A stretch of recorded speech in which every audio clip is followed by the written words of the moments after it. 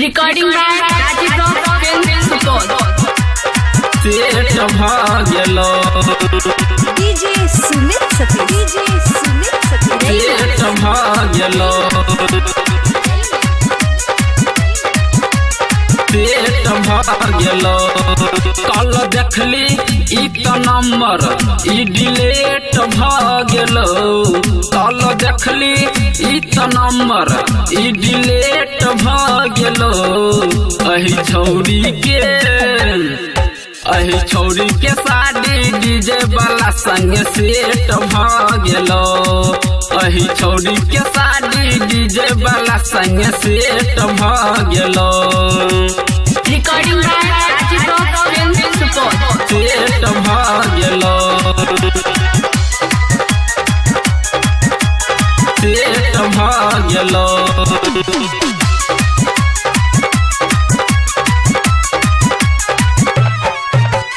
रतिया में खूबे नींद आवे छे हो भैया करे छे परेशान हो करे छे परेशान हो शादी के बाद निकले छे हो भैया हमरा सीना से जान हो ई तो रतिया में ई तो परेशान करे छे ई तो रतिया में खूबे परेशान करे छे अही छौरी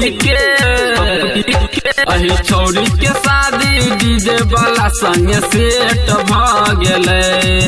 अही छौरी के शादी डीजे वाला संग सेट भागले सेट भागलो Recording by Rajiv Rock Film Support. सेट भागलो सेठ भागलो नया नहर देखलिए कनिया भागलै परेशान रे भागलै परेशान रे शादी करके घूमे चले मार्केट छोबे दोनों गाल रे गायक ई सुनी तो रवि से भेंट भेलोगे ई तो गायक ई सुनी तो रवि से भेंट भेलोगे अही छौरी के शादी डीजे वाला संग सेट भलोगे अही छौरी के शादी डीजे वाला संग सेट भलोगे ई तो देखली ई तो नंबर ई डिलीट भलोगे ई तो देखली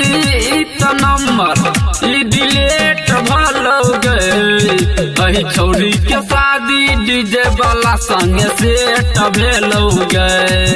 अही छौरी के शादी डीजे वाला संग सेट भेलोगे।